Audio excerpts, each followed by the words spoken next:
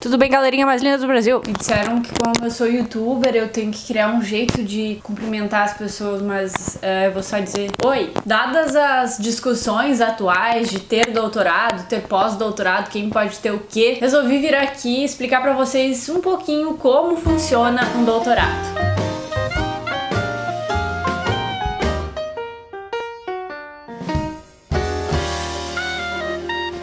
Olá, hoje eu vim falar pra vocês como funciona mais ou menos a estrutura de um doutorado. É claro que eu vou tomar como base a minha experiência, o doutorado que eu tô fazendo hoje, no qual eu tô no segundo ano. Antes de falar especificamente do doutorado, é preciso dizer que uma pesquisa leva tempo. A gente vai se habituando a pesquisas desde a graduação, pra quem tem o privilégio de cursar uma graduação, e aí muitas vezes essa pesquisa vai acontecer em 2 semestres, ou seja, em um ano, dividido em monografia 1, monografia 2 ou com algum outro tema que a tua universidade usa. Nesse tempo tu vai estruturar a tua pesquisa, tu vai pensar no que tu tá querendo fazer, tu vai eleger o teu tema, fazer a tua estrutura de metodologia.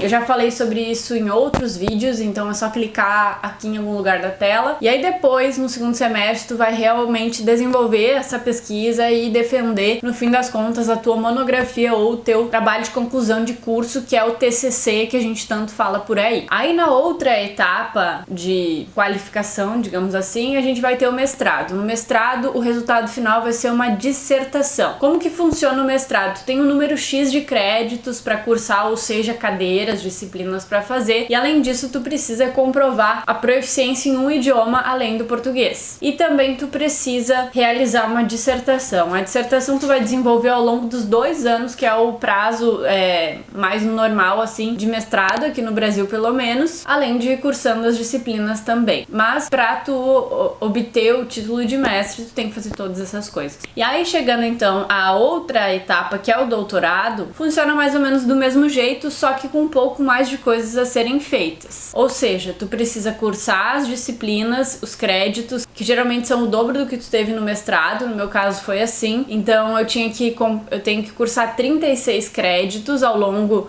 do tempo do doutorado, que geralmente são 4 anos, o tempo corrente dele, comprovar 2 proficiências em outros idiomas que não sejam o português, realizar um estágio docente, que é um estágio em sala de aula, e também fazer uma tese de doutorado. Então, recapitulando, na graduação é monografia, no mestrado é dissertação e no doutorado é tese. Essa tese tu vai escrever desde o início do doutorado, mas tu vai ter esses 4 anos para concluir ela. E aí, só reforçando, tá? Precisa ter uma tese para ter um título de doutor ou doutora. Como é que tá funcionando na minha experiência de doutorado? Eu já cursei todos os créditos que eu precisava e eu já comprovei também os 2 idiomas de proficiência de língua estrangeira. Eu fiz um estágio docente no mestrado, quando não era obrigatório, mas achei importante fazer e foi muito especial ter feito esse estágio. Agora no doutorado eu tive uma outra experiência em sala de aula, mesmo à distância, durante a pandemia, que foi muito legal também. Então o que talvez, e muito provavelmente eu vou fazer, é aproveitar o que eu já cursei no mestrado para comprovar no doutorado como o estágio docente, então isso também já considero que tá feito. O que é que eu preciso fazer agora é me dedicar para minha tese, que eu tenho no caso mais 2 anos e meio, digamos assim. Então em um vídeo também que vai aparecer aqui na tela, o Noemi vai indicar com a sua patinha linda. Eu já falei a quantas ando meu doutorado agora, como que tá andando a minha tese, pro que é que a minha pesquisa tá caminhando. Então é mais ou menos isso que eu ainda preciso fazer. Tem um outro detalhe que existe também no mestrado e no doutorado que ajuda a gente que é pesquisador, que se chama... Noemi! Dói, carinha? Dói nas costas? Que se chama banca de qualificação. O que é uma banca de qualificação? É como se fosse a apresentação final, só que com o que tu tem até aquele momento. No mestrado, acontece 6 meses antes da defesa final. No meu programa é assim e tá no regulamento que tu tem que fazer a tua qualificação, tu tem que te qualificar 6 meses antes de defender a versão final. Então, se tu vai defender a versão final no mês de novembro, conta 6 meses pra trás, até ali tu tem que ter feito a tua banca de qualificação. Ela funciona como uma banca de monografia e de qualquer outra coisa com os professores que serão os teus avaliadores e também com o teu orientador ou orientadora. E ali tu vai ter a oportunidade de mostrar o que é que tu tem no teu trabalho, na tua pesquisa até então. Para que serve essa banca de qualificação? Para que os professores que vão te avaliar te ajudem a entender se tu tá no caminho, te ajudem e também ao teu orientador a olhar para tua pesquisa até ali e entender o que é que pode ainda ser feito nesses últimos meses, nesses últimos tempos antes da defesa final. E realmente ajuda bastante, porque talvez eles vão te indicar alguns caminhos que tu não tenha percebido junto com o teu orientador ou orientadora e ainda vai dar tempo de fazer isso. Isso é muito legal. E eu nunca vi assim pessoalmente acontecer de uma banca de qualificação chegar no aluno, pesquisador e dizer, põe tudo fora, começa do zero porque teu trabalho tá horrível. Eu nunca vi isso acontecer, mas quem sabe até aconteça, né?